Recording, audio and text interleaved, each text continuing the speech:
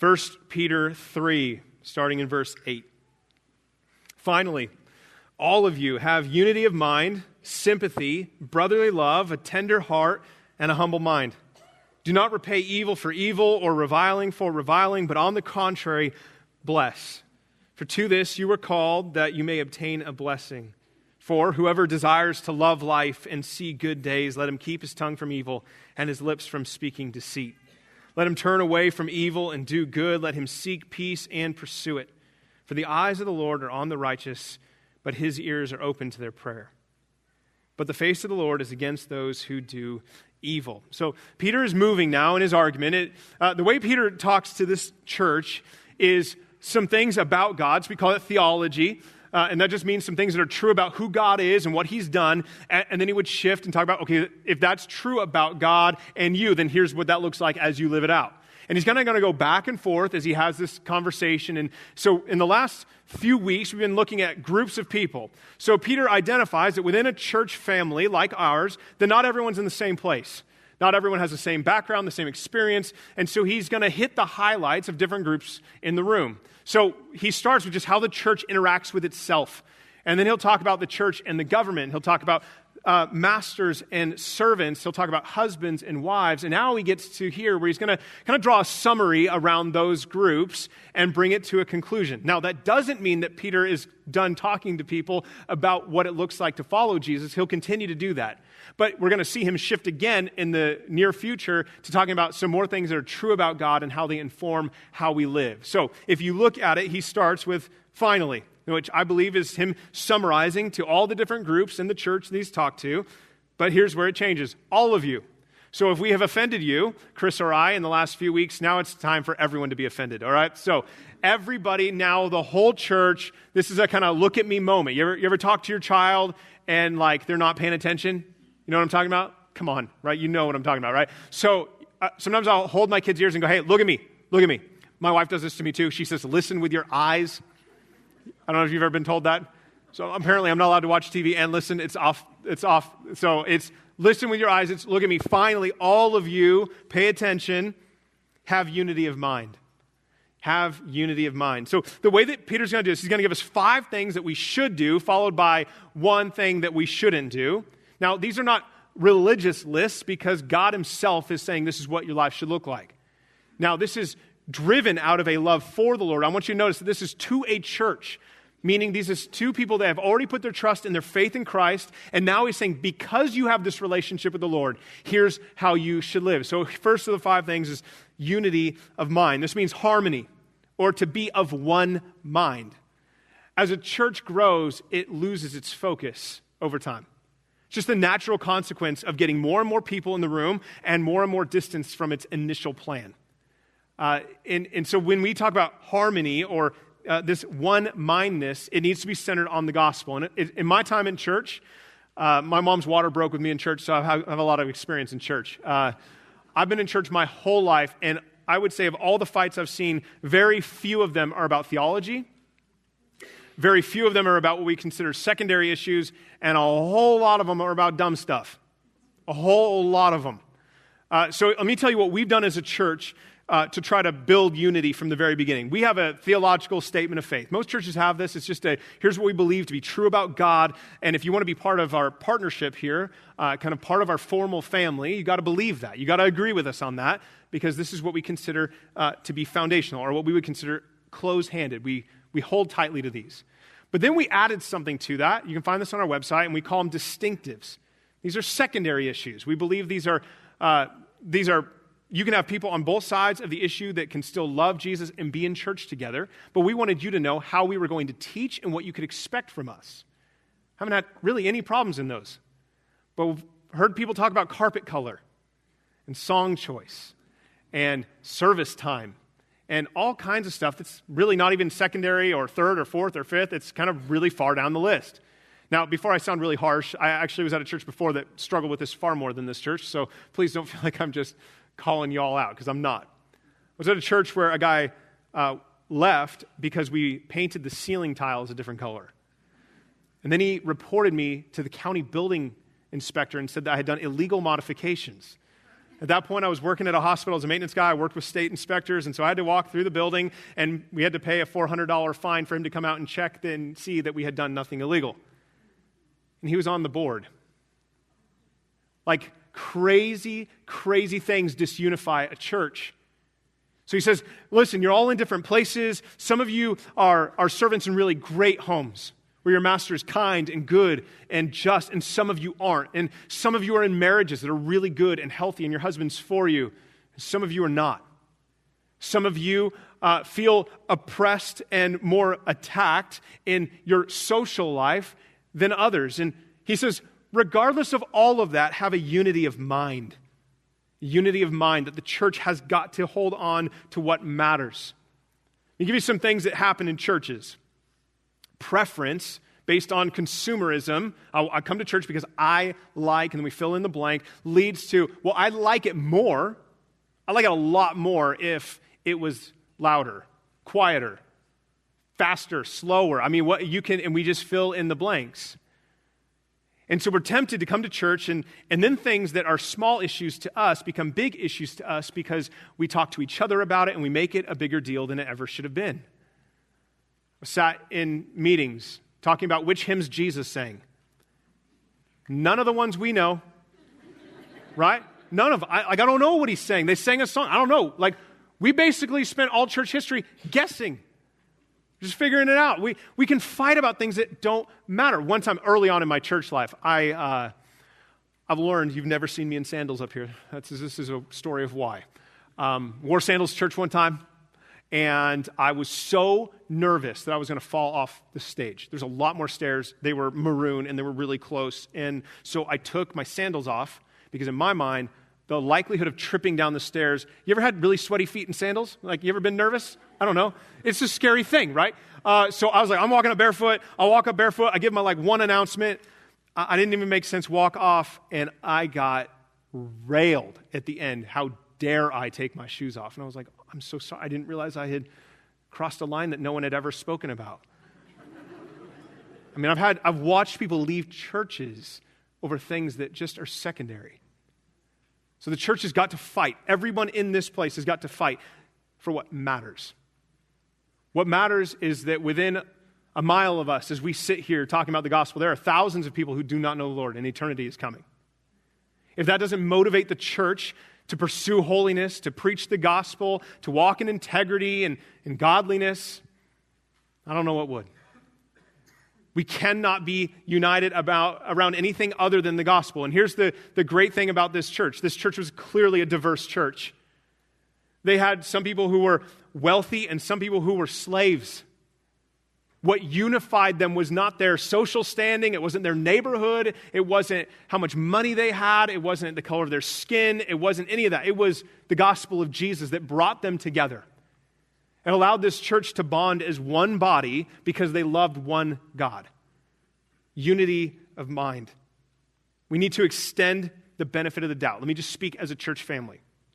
I will do things that will offend you. I try not to. I genuinely don't try to offend people. I think it comes naturally sometimes. Yeah, you ever said something to someone and you're like, I don't know what I did wrong, but I know I did something wrong? It is really easy in church to go, I cannot believe they did that. And then we run wild with some ideas, and we know their motives, we know their heart. We've already judged, jury, and executioner on that person. We tell our staff here that you need to extend the benefit of the doubt, meaning that we believe the best in one another until we are proven wrong. And when we are proven wrong, we extend grace. That we're quick to seek forgiveness, we're quick to repent, we're quick to say we're sorry. We're quick to ask questions and listen. We have to be for each other. He's going to unpack that a little bit more. But for there to be unity, we have to give the benefit of the doubt. We have to trust one another. We have to believe the best in one another. We can't look across the room and go, I cannot believe. Did you see the way that guy looked at me? If I wasn't at church, I'd fight him right now, right? And so you're like, some of you have been there. You think that's a joke? I have been to a church business meeting where that almost happened. And we kind of laugh because we don't know what to do with that, but that's a real story. It's funny now. It was really awkward then. Right? So we can be distracted, and then we can find unity in things that are petty. We can surround ourselves with people who think like us, dress like us, act like us, like music like us, like certain things like us. And the reality of the church is it has to be grounded around the scriptures, around the proclamation of the gospel, and around the glory of God. This has got to be what the church is for. He moves on from unity of mind to sympathy. Sympathy could be maybe understood as just understanding. Sympathy isn't just kind words towards people. It's you trying to feel what they feel. Some of you have the gift of mercy in the room. You feel what people feel. The church is called to feel what each other feel. Maybe a verse that would be helpful is Romans 12. Paul says it this way, verse 15, rejoice with those who rejoice and weep with those who weep. I remember one time, not long ago, I was at a hospital visit. On one end of the hospital was someone about to lose their life, and on the other side of the hospital was someone who had just brought new life into the world. Like, I don't know if you've ever been in that space where you have to change gears walking down the hallway. It's really hard, isn't it? We weep with those who weep. We rejoice with those who rejoice. You have to be close enough relationally for that to actually happen. You have to try to understand and to feel what other people are feeling. If the church is just about showing up because we like certain aspects of a service, then it doesn't feel a lot like church. Church is about people loving each other and feeling for each other and hurting with each other. He moves on to this. He goes from there to brotherly love. Now, we've said around here that love is choosing to set your affections on someone. Love is not a feeling. I remember a guy in my college that was teaching. He said, anything you can fall into, you can climb out of. Talking about love. It was a great, great analogy. Love is choosing. It's a choice of your will to set your affections on somebody. So the church is to love one another. Now I'm just going to be more pastoral today than maybe notes-driven, if that's okay. This can be misunderstood, which can lead to deep hurt. Have you ever been to a family reunion or tried to plan like for 5 of your friends to get together at one restaurant at one time? You ever done that and you're like on a text thread, you're like, I'd rather not even see my friends. Like, this is horrible. This is so much work. Look around the room. Okay, we got 2 of these. Try to just imagine what that looks like to have, this can't be unless you have like a really big family. Like, people have a really big family fill up one section. And it stresses them out. We fill out 5 or 6 sections as a church family. So here's what it can't mean at our current size. It can't mean that you should know and feel for everybody in this room. Because you can't know them all. And even if you knew all of them, you missed the first group. I don't know, maybe you're like varsity and you come to both. And you know everybody. You probably don't. You can't know everybody in this room. You can't love everybody in this room. You can't be sympathetic towards everyone in this room. That's impossible. But in the church, there should be a community that you're part of. Now, whether that's through a formalized system like church offering groups and having events, or it's more of an informal, you're like, hey, we sit next to each other every Sunday and say hi at greeting time. Like, do you guys want to get lunch after this? The burden for relationship needs to be pushed down onto all of us, myself included. We all need to take energy and effort to know one another and to be for one another. I can't be that. Here's just another honest admission from me. I can't be that for all of you. I wish I could. I genuinely wish I had the capacity to do that, but I don't. And one of the things that shows up in a pastor's life is pride of thinking that he is more important than he actually is. Thinking that he can be more involved with everyone than he actually can be. Expectations as the church changes and grows have to change with it. That brotherly love doesn't mean that the staff is intimately involved with everybody. We can't be. But the church bears one another's burdens, cares for one another, loves one another, is for one another. Our staff work as hard as we can to keep up on people, and there will be times where I let you down. I'm okay with that. Not because I'm trying, but because I know I have limits. But for us to love one another, we've got to take effort and energy and get to know people around you. So this idea of brotherly love doesn't mean that this church family always functions with the same intimacy as a normal family. But it does mean that you have people inside this church family who are part of your actual family. Meaning that there's someone you could call at 3 a.m. when you just found out that your brother or sister passed away in a car accident to come and sit with you. Means that when your kids are sick and you have to go to the hospital, that someone will come and sit with your other kids. That there are people on your phone that you would call. I can't be that for everybody. So the church has to be a family caring for and loving one another. And I promise you, I've seen that happen in this place, and it's a beautiful thing. And if you're sitting here going, I want that to be true, it's going to take some work on our behalf and on your behalf to make that happen. The church has got to be committed to itself, to loving one another, to being for one another. Paul says this in Romans 12. Romans 12 is a kind of a parallel passage to this. He says this in verse 10, love one another with a brotherly affection. Outdo one another in showing honor. Meaning as a church family that we are seeking the welfare of the people around us. That cannot happen in a vacuum. And listen, if church is only showing up, I like the music, I deal with the preaching because there's more music at the end.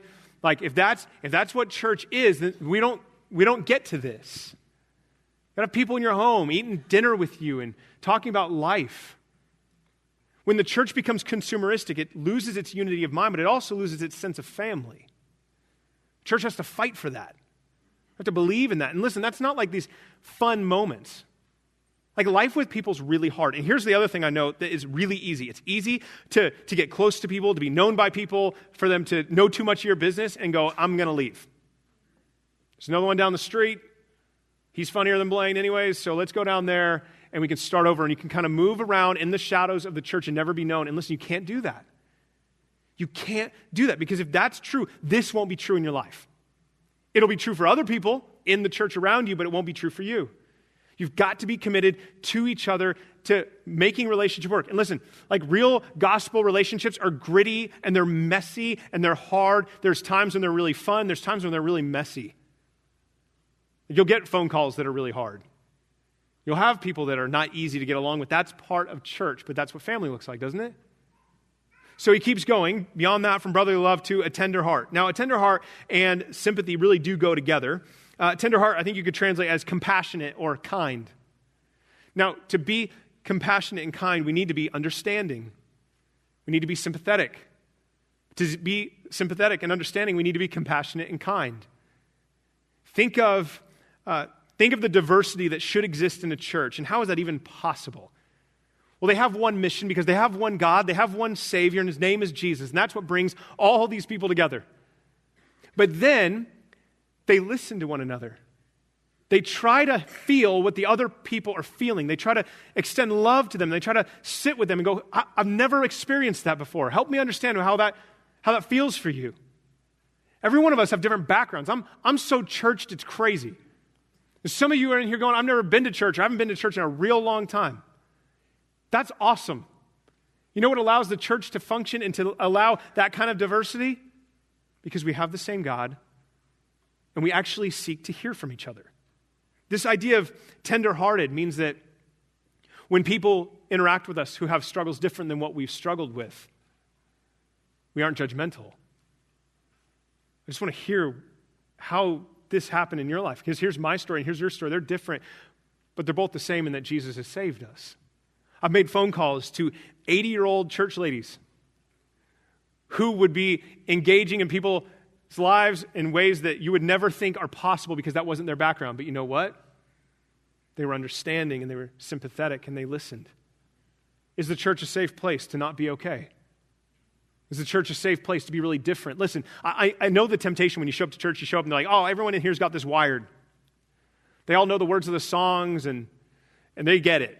And I'm an outcast. I promise you that's not true. Everyone in here is broken in very unique ways. And when the church is sympathetic towards one another, they hear each other's stories, and we marvel at the grace of God, not only what He's done in my life, but what He's done in yours. Tender-hearted, compassionate. He moves on and says this, and a humble mind. Humility is the soil in which all of these things can actually grow. If you're not humble, you don't think about anyone else. You don't care about anyone else. And I want you to notice where the humility has to start. It starts in your mind, not in what you do. A lot of people will do things because it's perceived as humble, and it's not humble. We like to have an aura of humility when we do something really awesome. You ever been successful at something and you're like, well, glory to God. You ever felt that? Like, it just feels slimy, doesn't it? You ever heard a Christian that's like, all the glory to Him? And you're like, I feel like this is wrong, and I don't know how to tell you. You ever been there? Listen, that's real, because We just generally, by default, aren't humble people. Let me give you a case study. All of you can relate with this, whether you're 3 like my daughter or 103. I don't know, maybe that's how old some of you are in here, right? When you find a picture of a group and you're in it, who's the first person you look for? That transcends culture, age, background, education. Doesn't that transcend everything? You see a picture you were part of, and where are you looking? Looking for you. Let's just be honest. I don't really do social media. I don't know how. I had Instagram for a while for the youth group, and this is when I knew I shouldn't be using it. When I was asking guys around the office what I take pictures of to do an announcement, and they're like, "Dude, you don't get how this thing works." And I was like, "You're right," and then I quit. Right, so let's say you have Instagram, and let's say, like, no one ever takes one picture of their group, right? They take, like, 4 or 5 pictures of their group, right? You ever taken a picture for someone? You're like, 1, 2, 3, cheese. And you're just like, hopefully one of these looks all right. You go for the one that you look best in, and then you post that. Right? Like, that's what you do. You do that, and then your friend gets on, and they're like, dude, like, I sneezed in that one. And you're like, I didn't even notice. I think you look great. Or you lie to your friends. You go, no, you look really good in that one. You're like, no, you don't look good in that one, but I look good in that one. This is what we do. We're not humble people. No one is naturally humble. So Peter says, have a humble mind. If you're going to love people, be understanding, sympathetic, if you're going to set your affections on people and be unified in mind, that's going to start in a soil of humility. Now, a couple things humility is not. My grandma, is very possible that she's listening in this one. She sometimes chimes in. She has called me before and said, Blaine, stop being so hard on yourself. Okay, Grandma. And then the next week she calls me back. She's like, I don't think you heard me. Self-deprecating humor. It's kind of my thing, apparently. That's not humility. Because generally what we're doing in self-deprecating humor is we're wanting someone to tell us how awesome we are. Like Eeyore. Oh, I'm no good at anything. And what do you want your friends to be like? You're great at everything. You're just forcing them into lying. Right? Some of you noticed I got a haircut. That's how I thought you guys would respond. When Justine and I first got married, I used to just buzz my head because I was opposed to spending money on a haircut. I was like, that's ridiculous. I can do this for free. I taught myself in college, and looks about the same as it did then. And I said, so I'm not going to, you can either cut my hair or I'll shave it, but like I'm not paying for it. This is not a joke. Friday or whatever day it was, Thursday, she's going to cut my hair. It's a big ordeal, right? And she's like, where are the scissors? I'm like, oh, I think they're upstairs. She goes, let's just buzz it. That's a true moment. And so we're like, how did your haircut get so short? Well, because there's a lot of stairs in our house. Right? So my son looks at me and he goes, Dad, do you think people are going to recognize you? I was like, I don't know, man. I think maybe. And he goes, Mike, you want to cut your hair? He goes, no way. Right? And so generally, I literally went to my son and I was like, hey, like, do you think my haircut's cool? He's 6. He's like, no, it's awkward. That's what he said to me. So I have an awkward haircut. And listen, I didn't go to my son because like I cared about his opinion. I wanted him to tell me it looked good because he was the only other person awake at that time. I was like, hey, what do you think? Most of the time in self-deprecating statements, we're just looking for people to tell us that we're great. We say something about us, kind of like sending the message out, hey, can you tell me and boost my self-esteem? When I was a high school pastor, one of the things, this was genuinely one of my goals, was to crush that kind of talk. About how you could be, the next whatever, and you could change the world, and you're a lion, and all these weird things that I hear. I'm like, no, you're not. Like, you're not. Like, I don't know what you're going to do, but I know God made you to be you. Like, what if it was enough to just find identity in Jesus? What if it's just enough to know that God made me, He wired me this way, I'm going to be faithful with whatever He gives me for however long I live, I'm not going to tie my value to whatever. In high school, there's a lot of sports. Like, oh, I'm a basketball player, and then you break your leg. You don't play basketball anymore. Well, now what? Now your whole identity has crumbled. Humility is not talking bad about yourself. It's not having a low view of yourself. It's having an accurate view of yourself. An accurate view of you and an accurate view of God is where humility comes from. Because what happens often is we we fish for compliments, and then we get them. And if we believe the compliments we've gotten, we're incredibly prideful. You ever had someone compliment you in a way you're like, that was probably too far? Right? It's usually your grandmother, right, Grandma? Right? My grandma has told me that I am the best preacher that ever lived. I'm like, Grandma, I don't think you listen to a lot of people. I'm going to send you an email with some links. Right? You ever had someone tell you, you're like out doing anything, and like, you're just the best. You have people in your life that are just so complimentary, and you're like, you're amazing. You make me feel great. The problem with that, not a problem with it being encouraging. The problem is when you begin to believe things about you that aren't real. Pride is not what people say about you, it's what you believe about you. Listen, many a pastor's ministry has been shipwrecked in pride. Because people around them in kind compliments told them things about them that then they believed to be true. And it was the moment that they believed it to be true that they no longer had a humble mind. They no longer could love and serve their people because they were too big of a deal. A humble mind, it starts in your mind. It starts for everybody here. Humility is grounded in confidence. I'll say this. Humility is grounded in confidence. A confidence of who you are, how God made you, how He wired you, and what He called you to.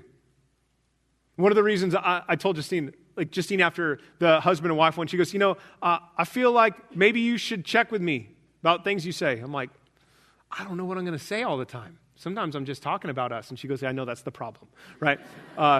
I'm pretty open and honest with you guys.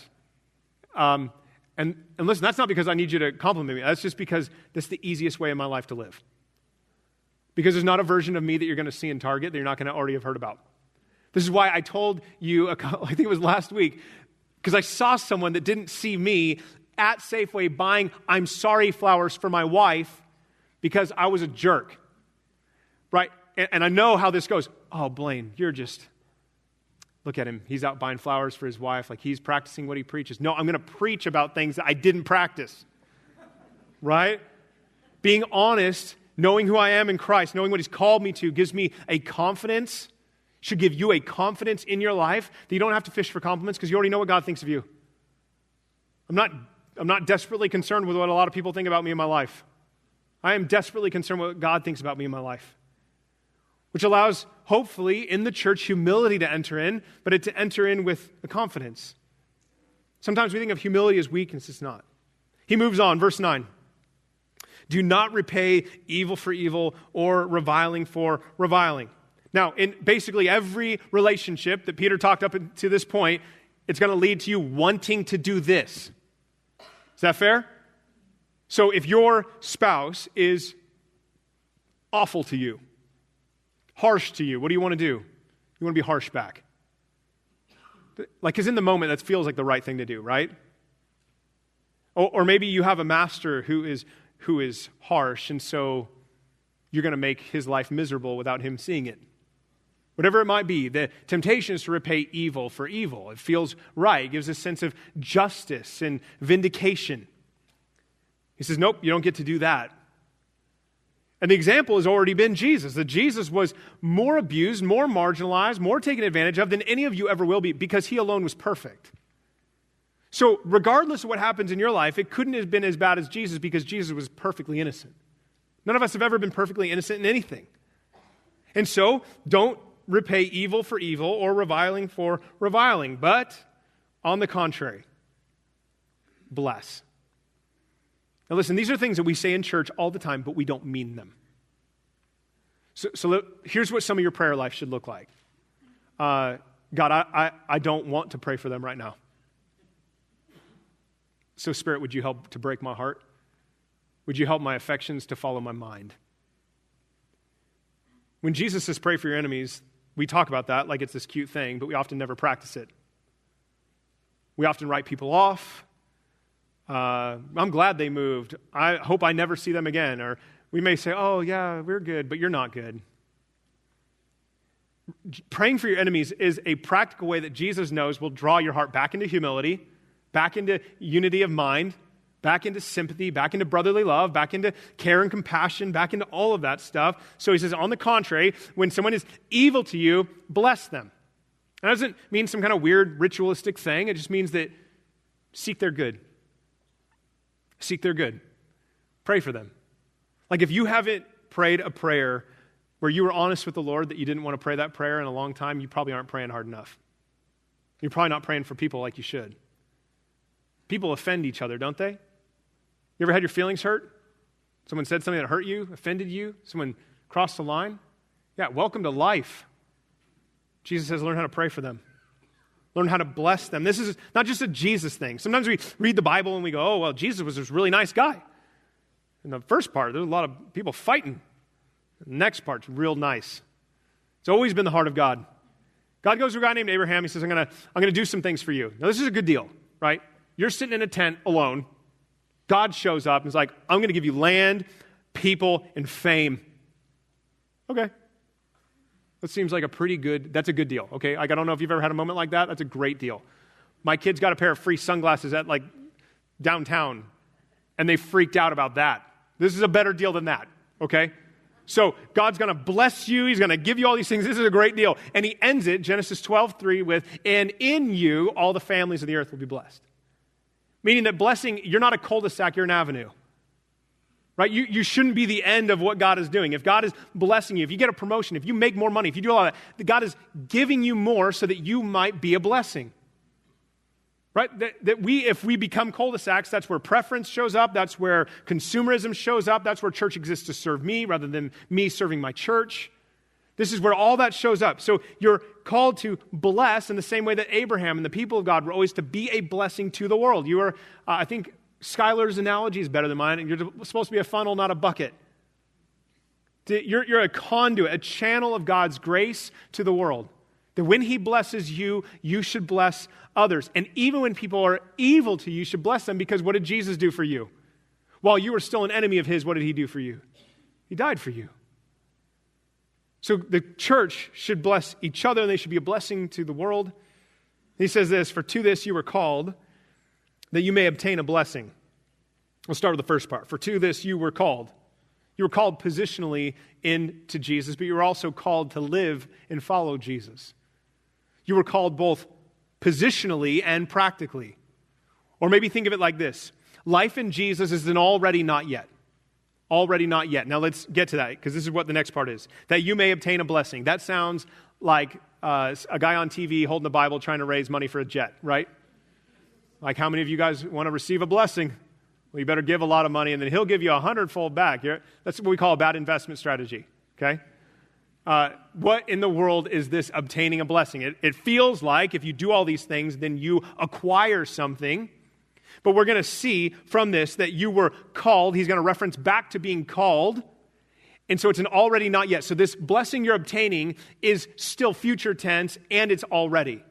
But it's done because of the word called through the work of Jesus, not your effort.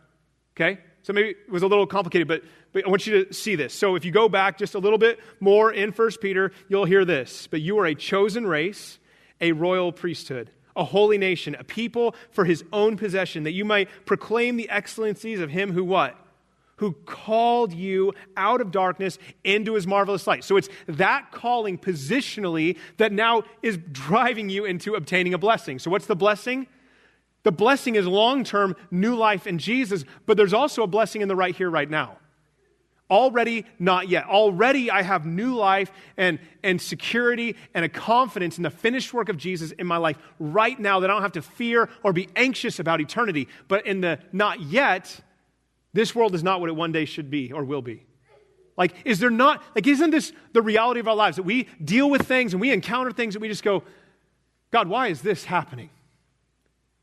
You ever had moments, like we've had moments this week as a church, where I don't know what the Lord's plan is, but he's taught me to trust him.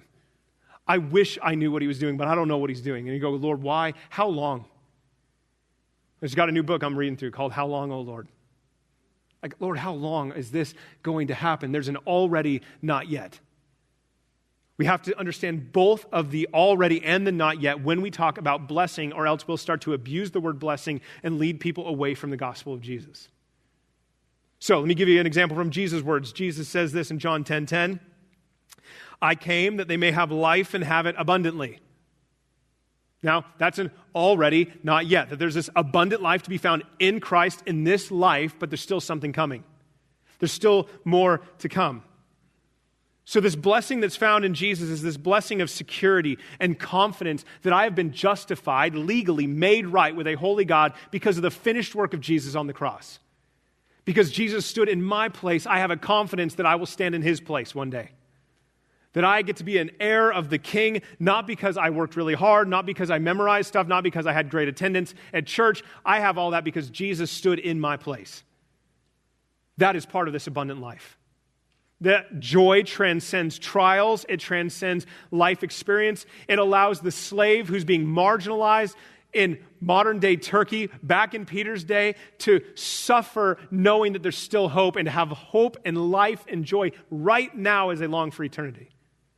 It allows the church to endure trials and pain because they know that there is a plan, that God is working and he's doing something, but there's always the promise of eternity. Revelation 21, the Bible ends telling you that this is not the end. Sometimes we think about this entire book just being about how we get through the next 7 days. It's that, and here's what eternity is going to look like. And in 1,000 years, we'll look back on this life, as James would say, as a vapor. Just a puff, and it's gone. He keeps going. Now here's his argument. 4, verse 10, 4. So here's Peter going, you don't believe me? Check it out. 4, Psalm 34 is where he's going to quote. Not word for word, but he's going to reference the psalm that clearly Peter loves. He's already quoted it before. It says this, whoever desires to love life and see good days. Now, who doesn't want that? Like, who doesn't? Who's like, no, I like death and really long, horrible days. No, everybody in the world's going, amen. This is awesome. I like this part. We should get t-shirts made. Then it says this, let him keep his tongue from evil and his lips from speaking deceit. Let him turn away from evil and do good. Let him seek peace and pursue it. Okay, so here's his breakdown. Here's the way David breaks it down in the Psalms. Like, you want to love and enjoy life. You want life to be good, and you want to have, like, good days in life. And everyone's like, yeah. He's going, then trust him. Trust him enough to obey him. You want to have a good life? Then don't live like you're God. Trust that there is a God and do what he tells you to do. Trust him. Keep your tongue from evil. This is you saying, I'm not God. Right now, I want to say something really mean and horrible, but I know God has called me to something differently, and I'm going to trust him enough to not do what I naturally want to do. You want to have good days? Trust God. Follow God. Verse 12, for the eyes of the Lord are on the righteous. Remember the phrase I've told you, to endure suffering? The Lord knows. The Lord knows. And his ears are open to their prayer. Now, this goes in contrast to what did Peter just tell husbands last week who don't do their job, don't love their wives well, and are harsh. He's not going to listen to their prayers. So he now reverses it and goes that the Lord his ears are open. And he ends it with this, but the face of the Lord is against those who do evil. So you want to enjoy life? You want life to go well and good according to God? Trust him. Follow him. If you had to pick in this life who would oppose you, and one option was God, I don't think it doesn't matter what the other option is. Your boss, your neighborhood, the PTA, they're out for you, right? If you had to pick who you had to offend in the world, I think I would rather be on the right side with God and enjoy persecution in this life than to enjoy peace in this life and do what is wrong in the eyes of God. And this church is going to run out of options. This will become their only option. You either honor God and you're persecuted, or you have life easy and you dishonor God. This is the only options they're going to have very, very, very soon. They would break up church gatherings and say, if you guys pray one more time, you're all going to jail. I had a teacher in college who watched his brother get beaten to death in China because they had a Bible in their home. They were facing that reality. To dishonor the Lord would make life easy. To honor the Lord would make life hard. And he quotes this psalm from David, where David just goes, I love the Lord. He's better. I could be hiding in a cave from my son who wants to kill me, and he's still good. I could be sitting on a throne, he's still good. He's better. He's better than anything I've ever had. He's better than anything I ever will have. That God is better than anything in this life. And he goes back to David and goes, listen to this guy. This isn't just me telling you this. This is him. Maybe we'll finish it this way out of John 12. Jesus says this, whoever loves his life loses it. Whoever hates his life in this world will keep it for eternal life.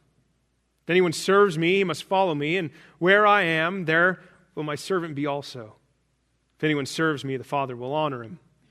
Jesus was the greatest paradox the people had ever seen.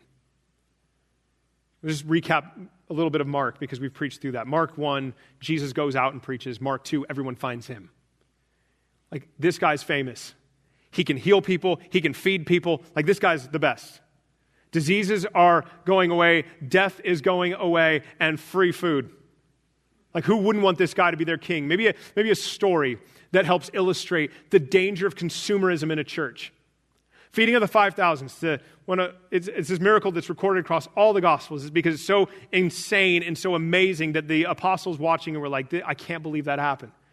Jesus feeds 5,000. It's men. It's probably more like 15,000 with women and children there. So he feeds everyone. They're happy. They're stuffed. There's enough leftovers to fill up baskets. They're very happy. You ever eaten like at Thanksgiving? You're just happy. You sit on the couch. There's too much food. You can't even eat more food. You're just happy. That's what happens in this field. And these people are going, that's great. He should be our king. Jesus, hearing that, sends his disciples on a boat. He says, get on a boat and go. And they go, we got one boat. Get on the boat and go. I'll meet up with you. And they're like, okay, dude, we got one boat. And we're going to take the one boat. Like, are you cool with that? They take off on the boat. Jesus then tells the crowd that had stuck around because they like free food and they like Jesus serving them.